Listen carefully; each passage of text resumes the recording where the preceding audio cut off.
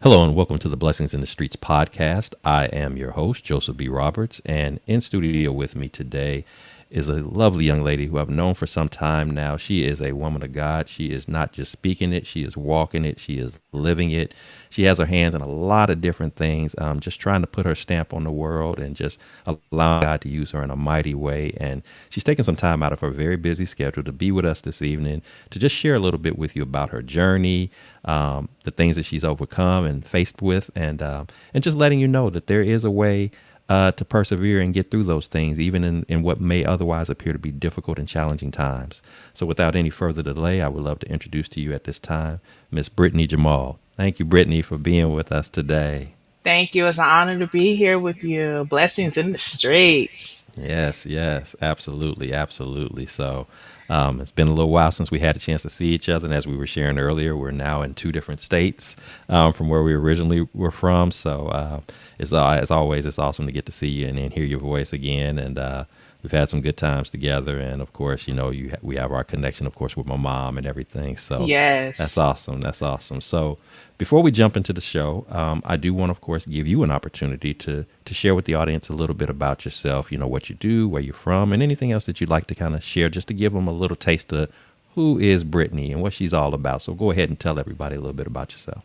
All right. Again, my name is Brittany Jamal. I'm into everything. I am a entrepreneur. I have several businesses. I'm currently working on a clothing line. I am working on a school here to service the Phoenix area. Originally from Indianapolis, Indiana. Whoop whoop.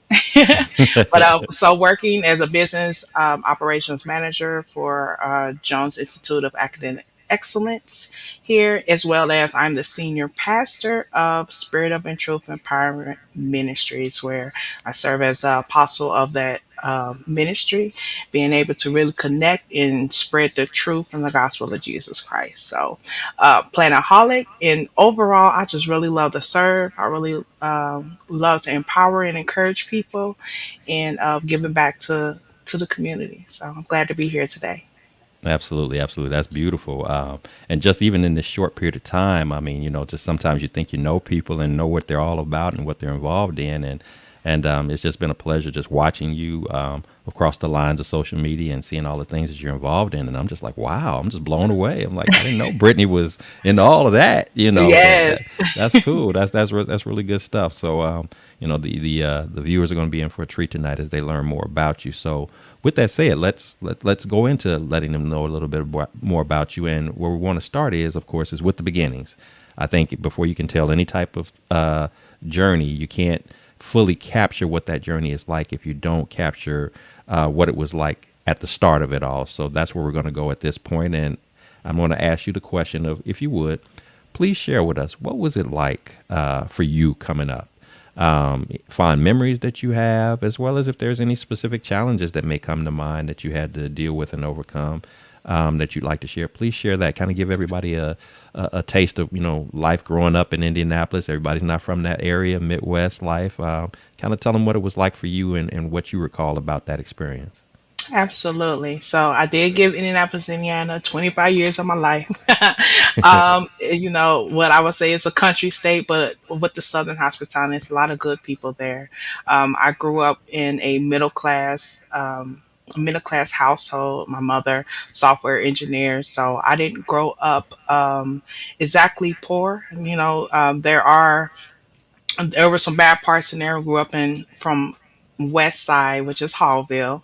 Um, my mom had us in that neighborhood, I would say about to 8 years, and then I moved into the east side of the city, right around New Jersey Street, 32nd, 34th of New Jersey. So I really had what I say a very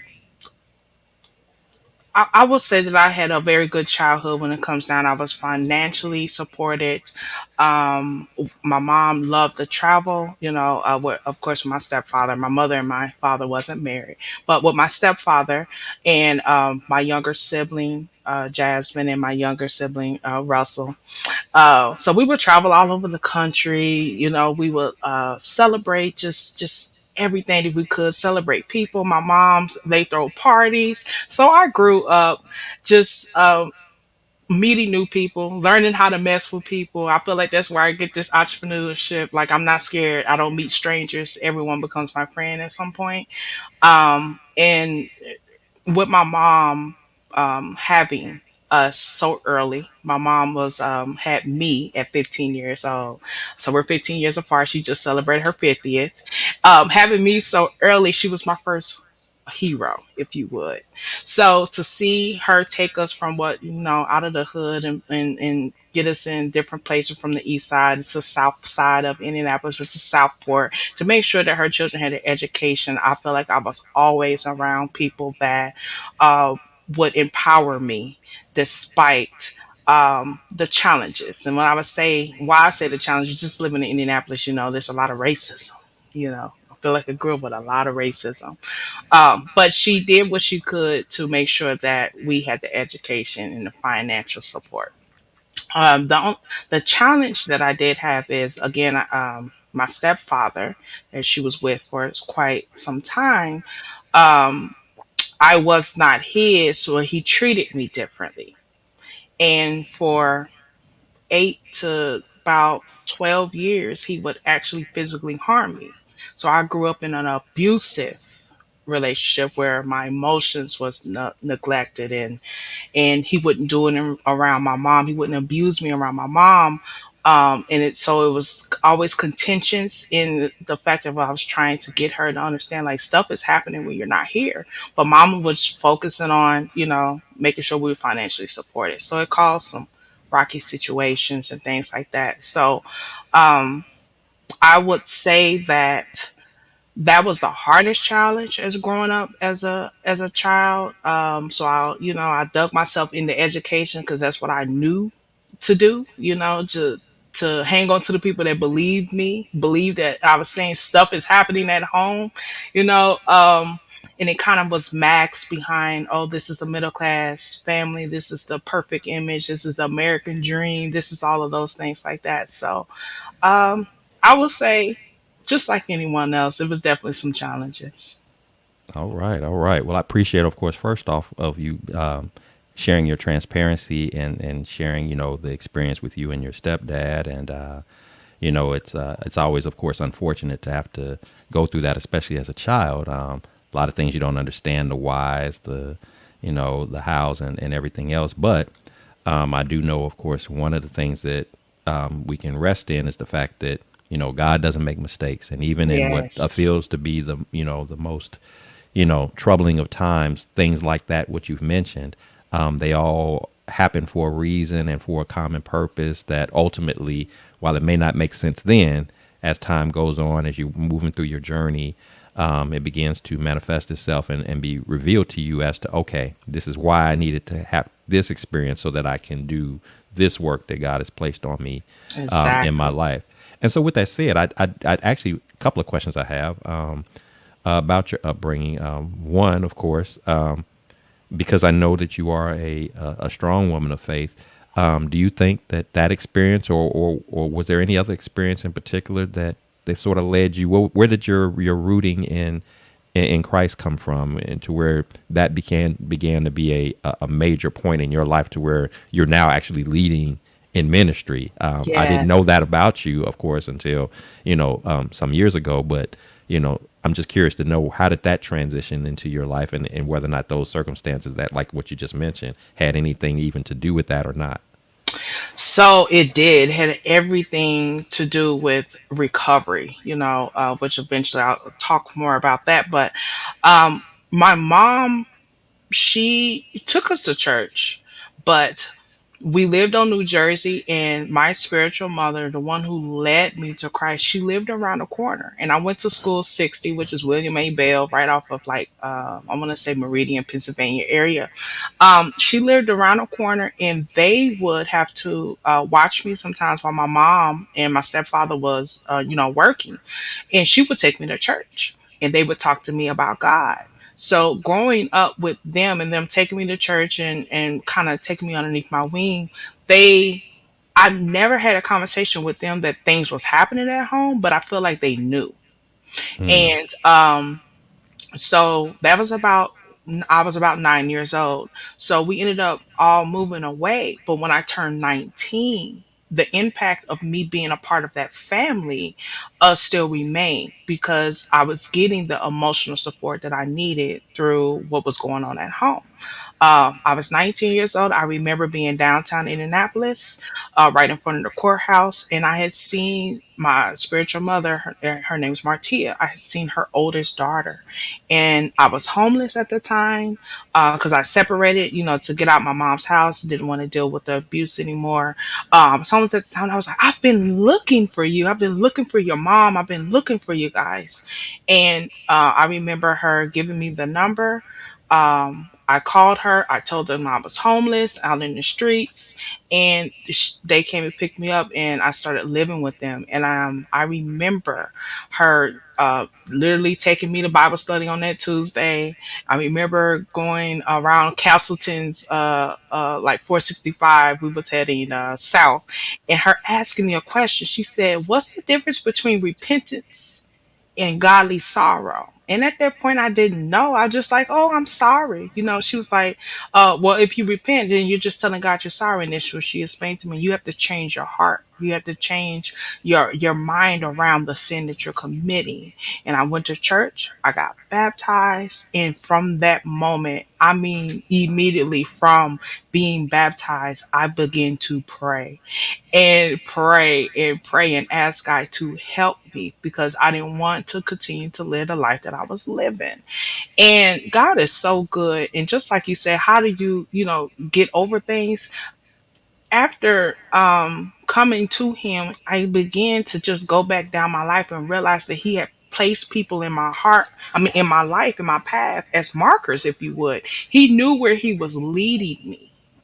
And I began to, just pray and really study my word. I was at Bible study every Tuesday. I was at um, Sunday worship every Sunday. I would still homeless because I ended up leaving my spiritual mother's house. But no matter where I was in the city, I would call that transportation line and tell them to pick me up. They'll pick me up from different spots. They never knew where I was living. They never knew I was homeless. I wanted God. I Mm. need God. And I just remember a young man saying, he was told to turn and tell someone, what do you like about them? And one of the things that he said was, he said, "You're always here." He said, "No matter what, you're always here." And he didn't know it was my lifeline. It was either Wow. God or the streets. So after um, God began to reveal to me that I was special, that I was important. I remember preaching my first sermon at 21.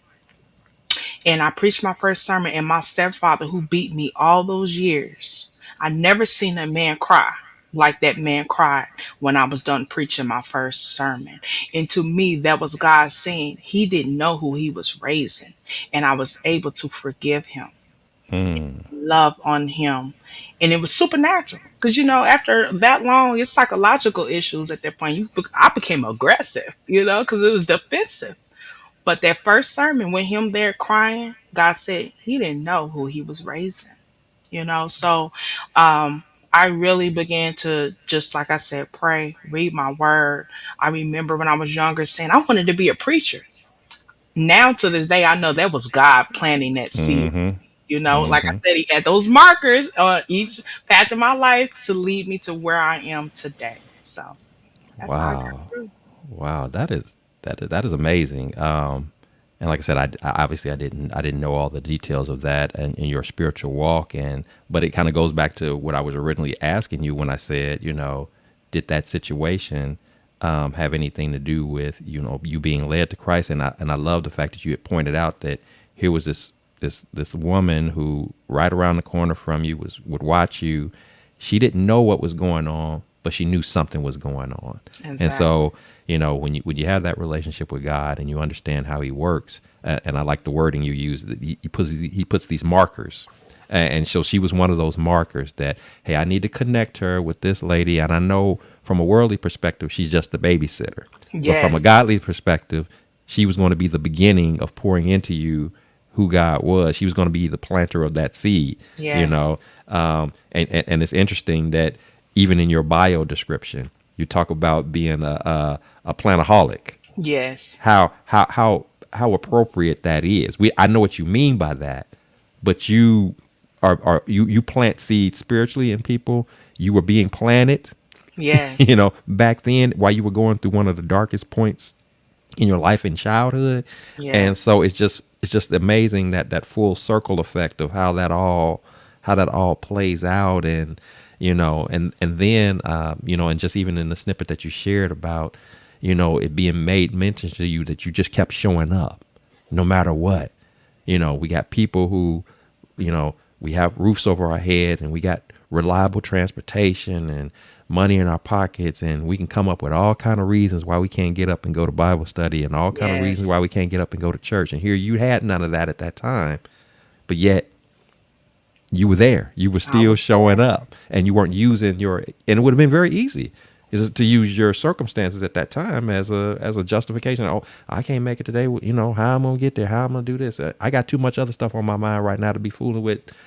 You never did that, I did clearly. not. And Yes. so that's just powerful. And then of course I mean and for those who are watching this, I mean, this is, you're in for a treat here. I mean, to hear you talk about your first sermon, at 21, that's amazing in itself. But then for the person who was a part of that dark experience to be present while you're giving your very first sermon, and then the emotional feelings that overcame him in that moment, and you stating, he didn't know, he didn't know who he was raising, Mm-mm. he didn't know. And it made me immediately think back to just the story of Jesus.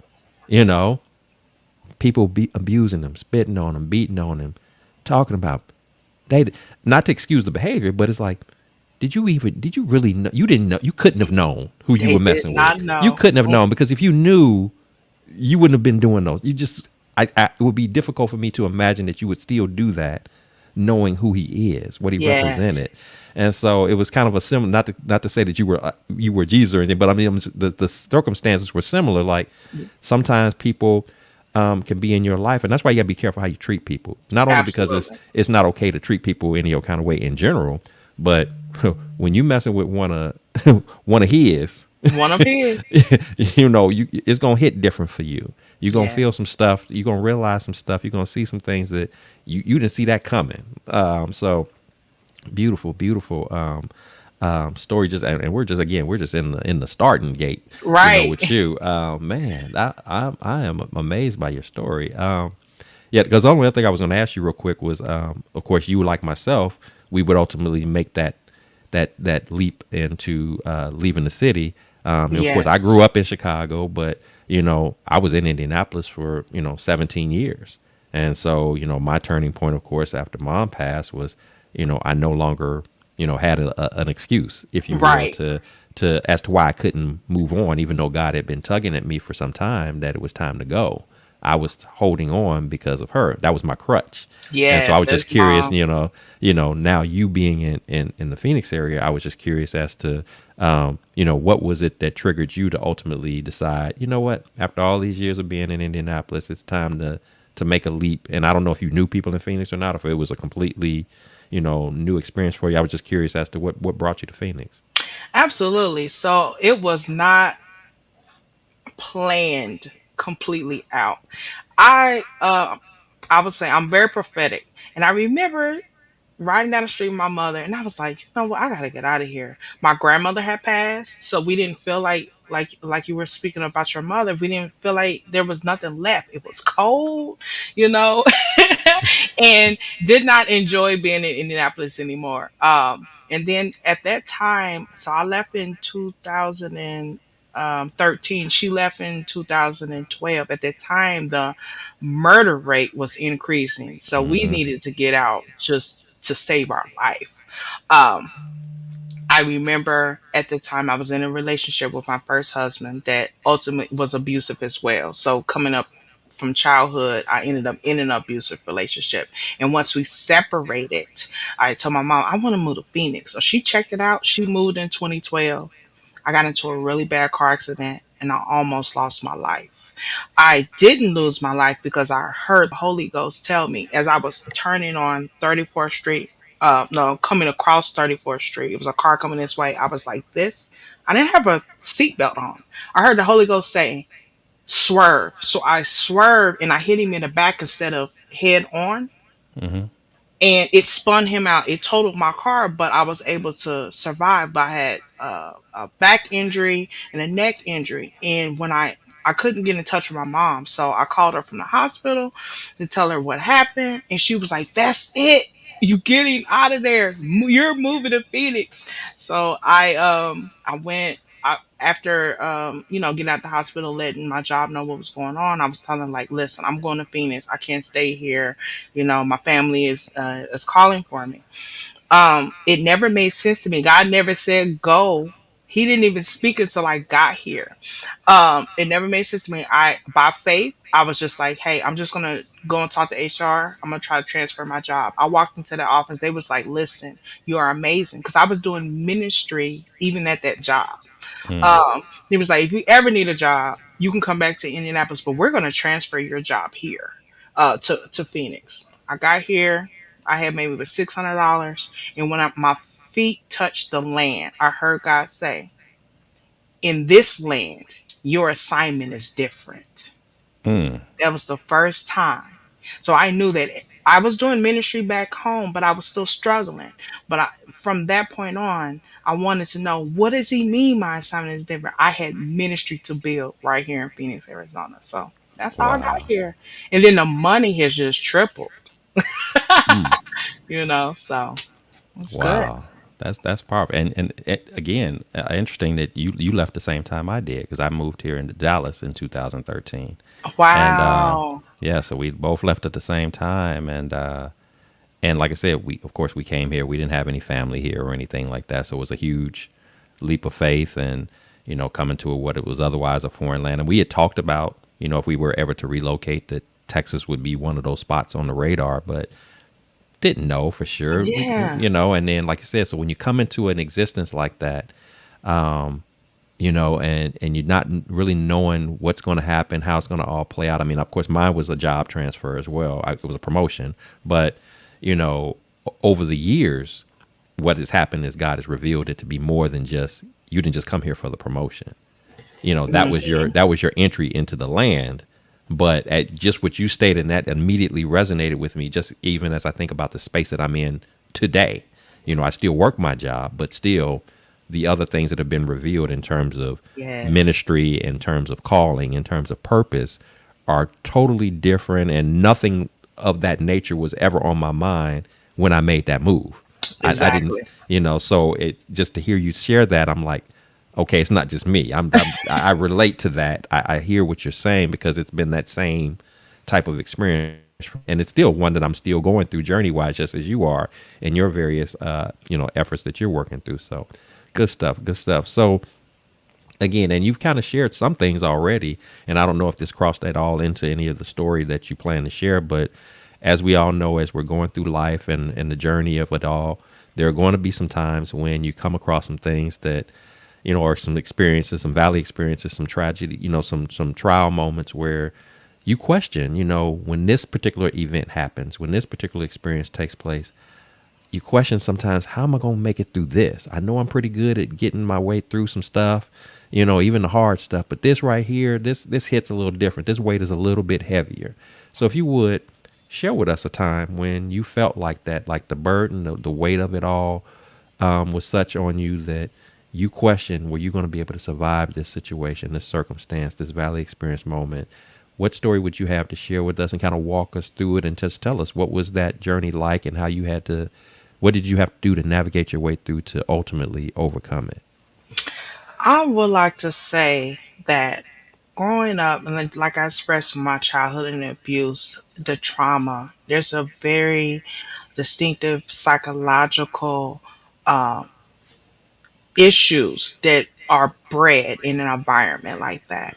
So, from coming from um, abuse in the home into an abusive relationship, there was times where I battled with suicide because I Mm. felt as if I was nobody. That's what that's what they made me out to feel and to be.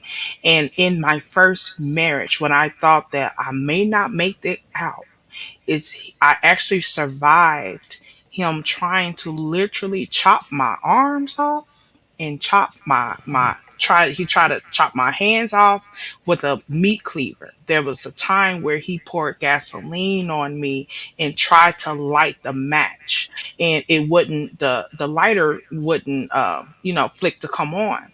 um it was during those specific times when I didn't think I was gonna make it. I didn't make it out, and coming out of it, obviously I made it out.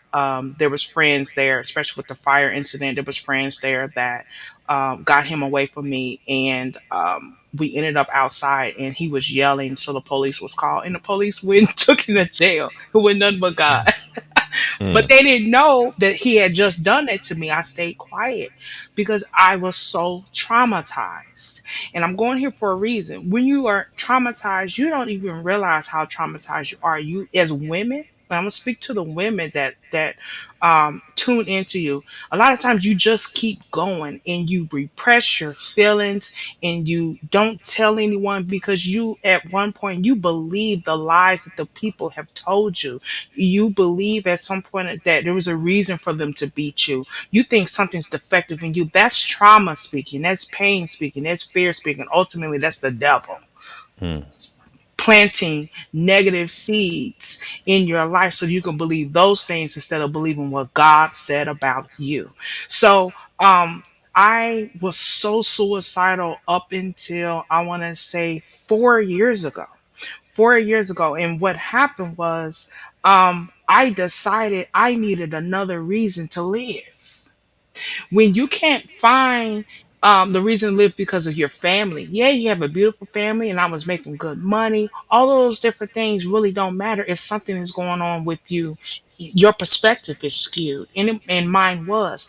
I had to find another reason to live, and what helped me was because I had done all this praying and I'm reading my word and things like that. I remember the promises of God. And I decided, God, you made me some promises. Well, I'm not going to harm myself because I want to see what you promised me. And that changed my entire world. That changed my attitude when life, the trials and tribulations that come with just general things in life, when it comes to people mistreating you, despitefully using you, you still have been promised something. So it trumped that I felt worthless. I started believing the promises of God. I started believing the people that God would send into my life to tell me that I am, that I'm beautiful and that I'm smart and I'm intelligent. I began to believe them after I decided that I'm going to live to see what He said was going to happen. So I encourage you to look inside of yourself and to uproot all the lies and things, whatever has been told to you. You have to realize that sometimes you may believe it, but you shouldn't because it's framing your mindset to think negatively about you, and you ultimately produce that.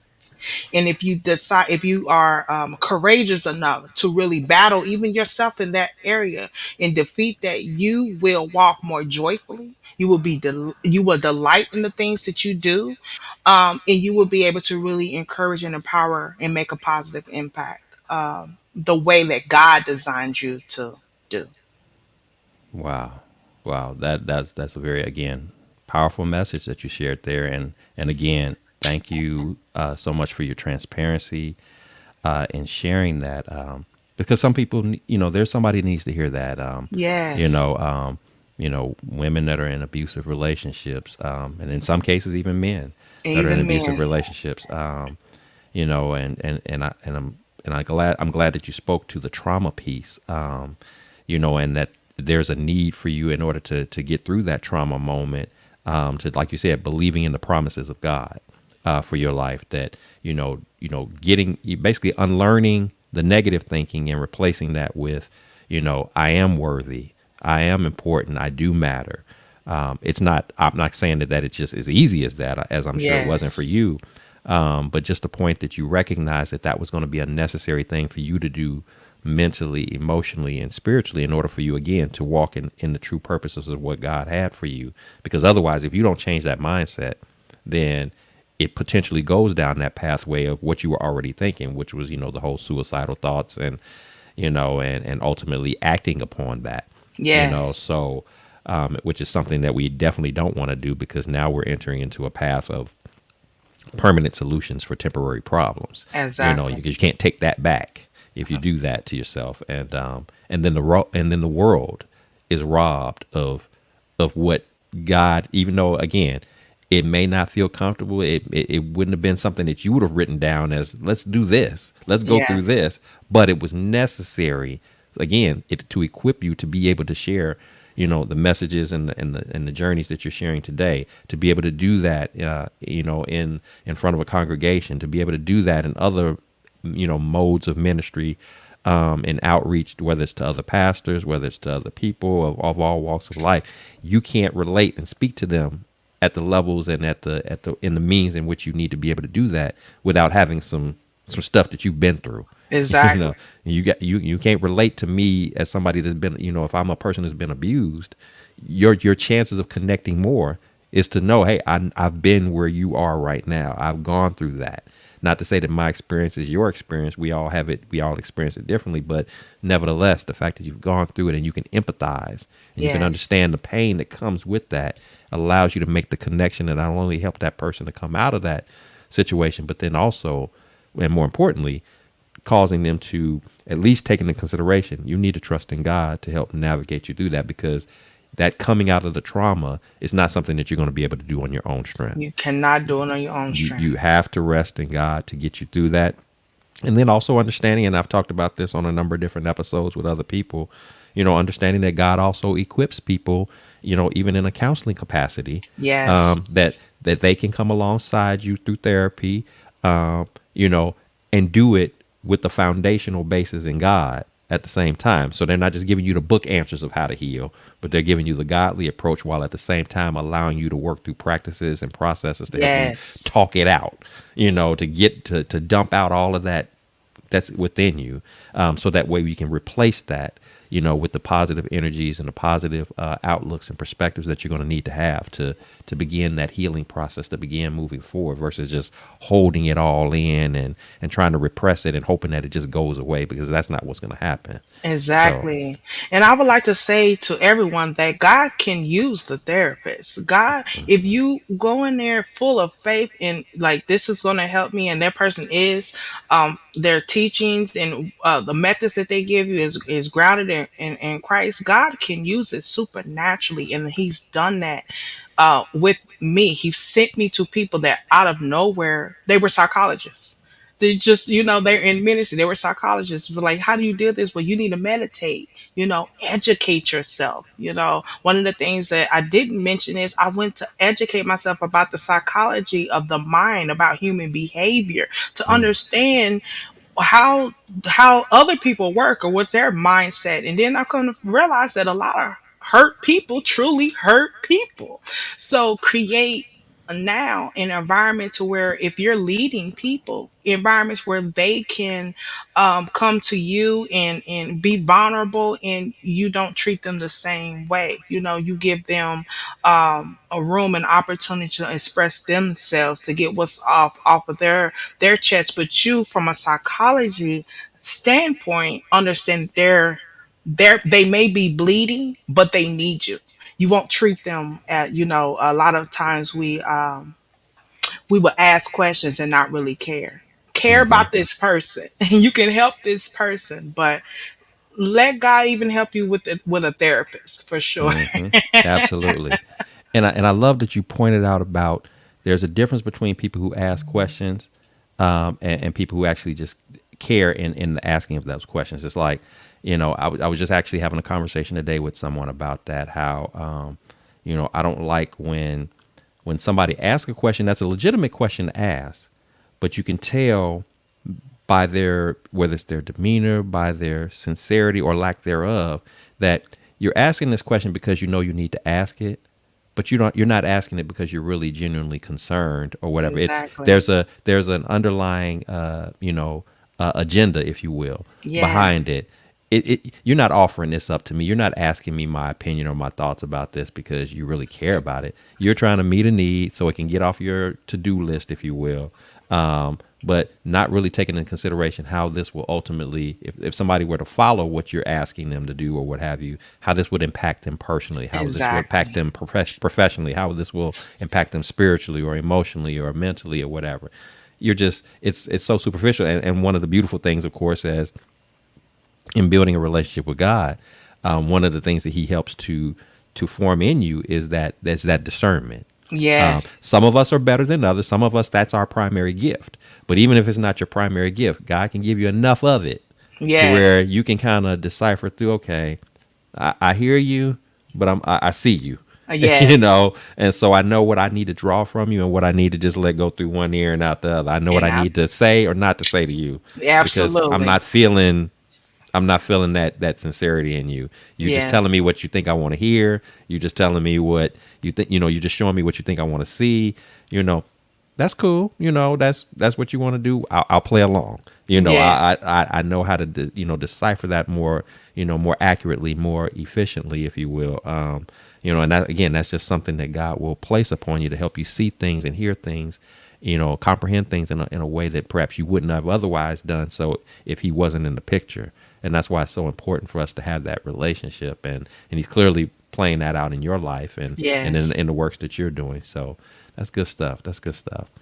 Um, I wanted to ask you too, if we talk about adversities and challenging times and such, again, whether it's something really big or even if it's just the little minor annoyances that happen in our lives, I'm curious to know from you, what is your process that you like to go through that works for you whenever you find yourself faced with, a challenging or difficult moment. If it's just one of those days that knock knock at the door, here's some adversity, here's a problem, here's a situation. What do you usually like to do that to kind of work your way through that? What does that look like for you?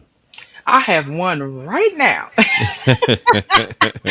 Um, I just started a new job, so I resigned from my old company about 5 days ago.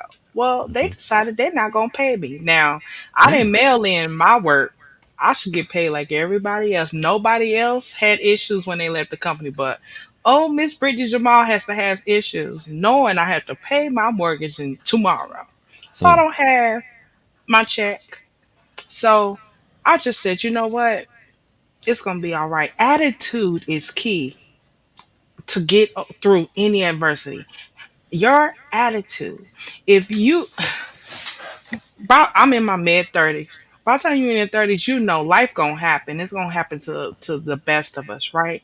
But the first thing I try to do is check my attitude, and then what is it that I can do to either bring attention to the right person to help me resolve, regardless if it's on a company or sometimes go to sleep, eat, go to sleep. Because if you're not in a right place in your mind, you're going to go and try to handle the situation, try to resolve the situation in a way that could ultimately damage you, relationships. A lot of people will get angry when it comes to their money. Don't mess with my money, or Hmm. send out emails with really harsh language for no reason. Attitude is everything.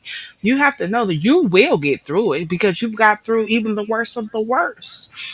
So let's just say that it's not money. I always look at the issue is what is it that I can do to escalate this, to bring this to the right person's attention to help me to resolve it. Okay.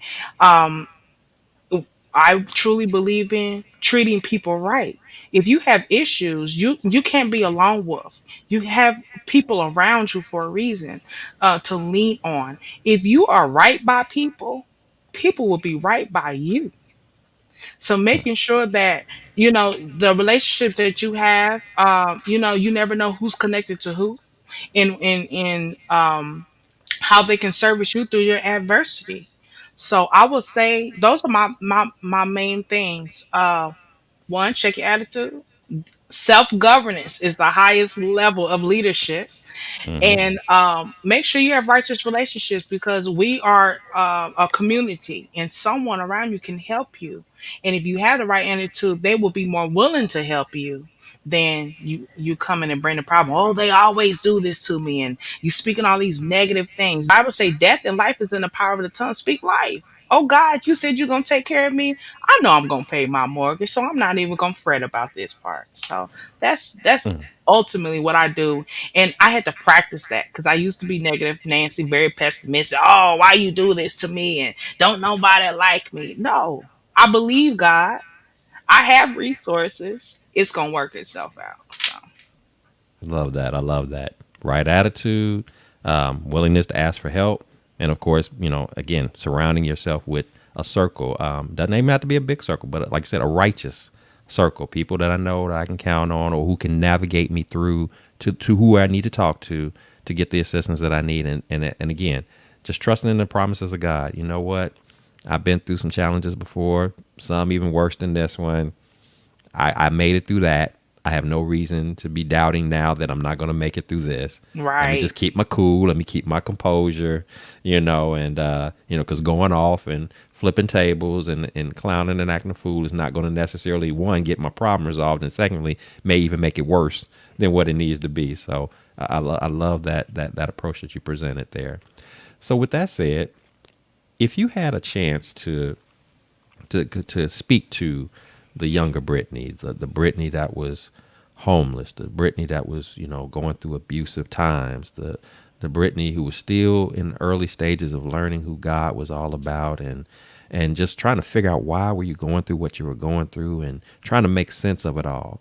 If you had a chance to talk to her, or perhaps somebody that's listening that is that Brittany right now, going through those type of dark moments and confused and trying to figure out, what do I need to do to make a better way out of this, to rebound, to redeem, to recover. What would be your words of wisdom, of encouragement, of nuggets that you would drop to somebody, again, younger you, or just somebody that was like the younger you that may be going through that very thing right now? first off, I will want to say that you are enough. You are enough, and you are already equipped to handle every situation that comes your way, and that you don't have to prove, and you don't have to prove that you are enough to anyone. You already are enough. And with that, know that you are strong. You have the strength to endure. You have the ability, if you are alive today, you have the ability to ask for help. Ask for help quicker. Don't stay in the situation. Don't let shame override you to the point where you're paralyzed and you can't move forward in who you are as a person. You are love. You are God's express image of love, and you are enough. No one should ever have so much power over you that you will feel as if you need to take your life. Change your environment quickly and be patient, because all things truly do work themselves out. Good words right there. And again, anybody that's having an opportunity to listen to this, if you are, we do not in any way want to minimize, whether it's, violence in the home from a parent, or of course domestic abuse and from the sense of a spouse, or a relationship that you're in. Again, take Brittany's words to heart, and understand your worth, your value, and again, just asking for help. Like you said, don't carry around that mode of shame and embarrassment. Yeah, you're feeling a certain kind of way being in the situation that you're in, and you may be worried about what other people think and how they might view your situation, how they might view you. But that, at the end of the day, that's not important. What's important is that you're living and breathing and living the true purpose that God set you for, and you can't do that, as Brittany stated, if you stay paralyzed in that situation and you're taking something that you don't have to take.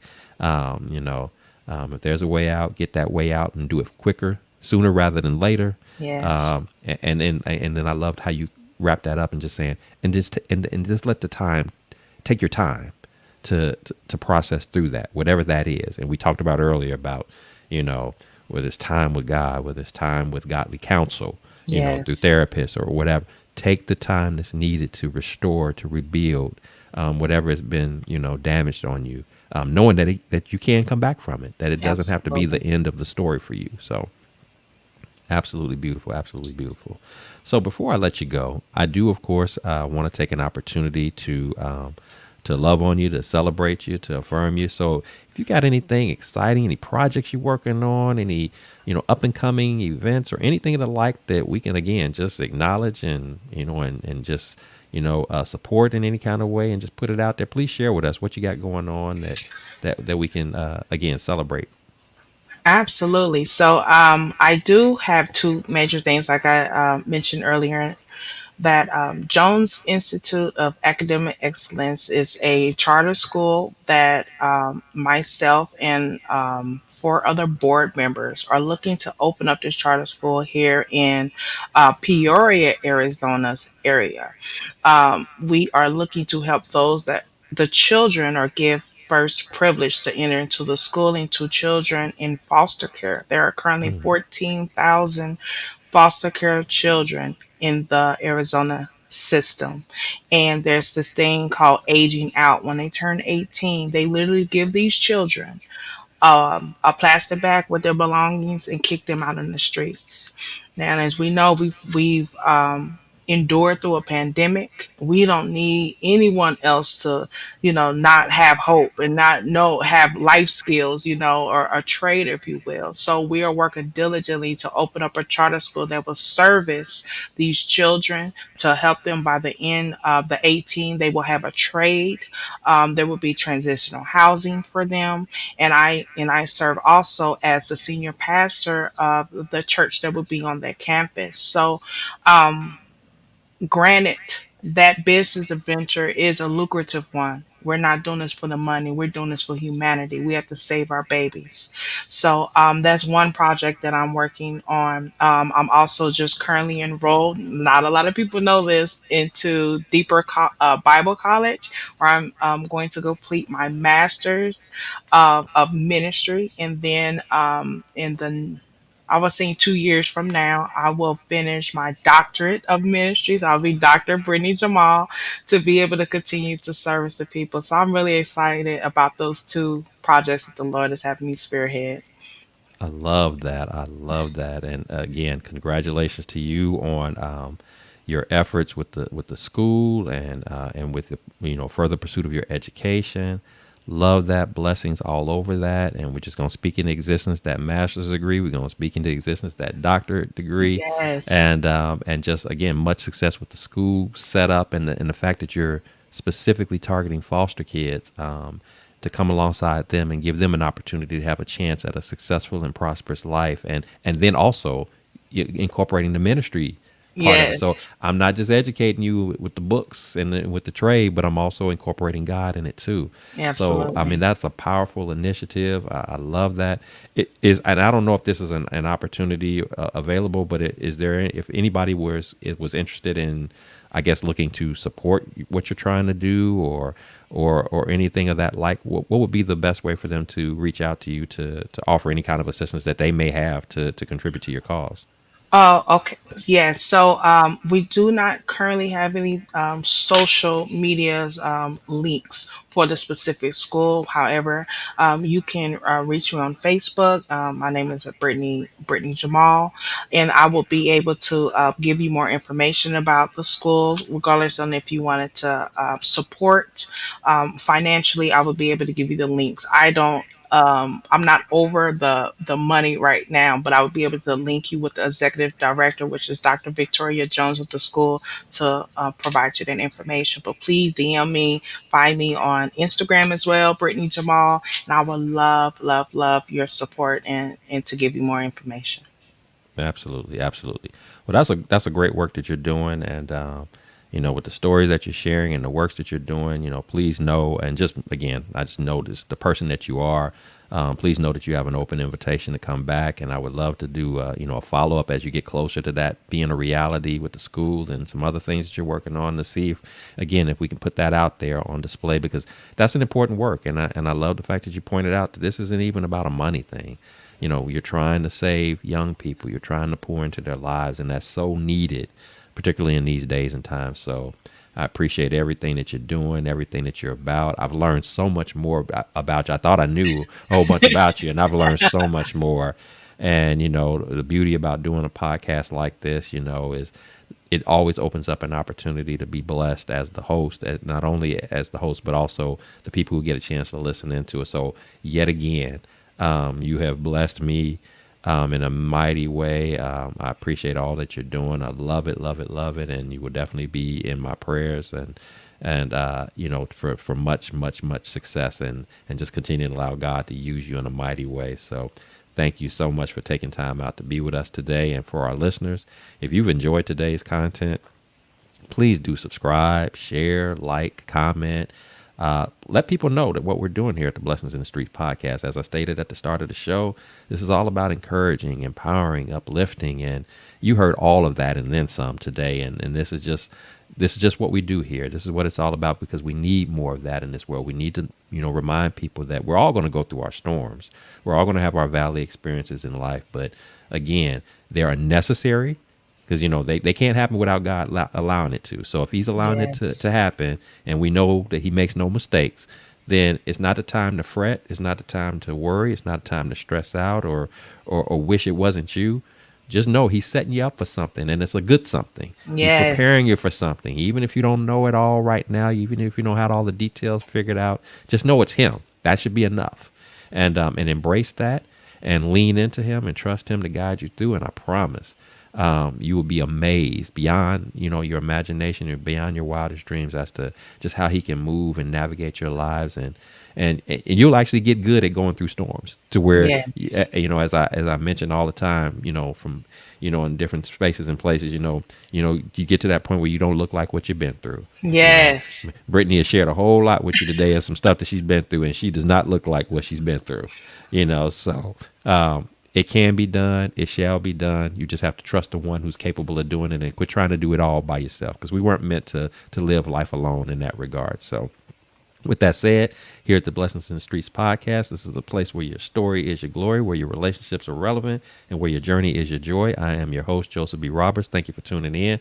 I appreciate you. I love you. Thank you for tuning in with us. And until next time, take care of yourselves. God bless. Stay to fight. Keep fighting the good fight. Hang in there. Don't give up. Know that God is able, and he is never leaving you nor forsaking you. Take care of yourselves.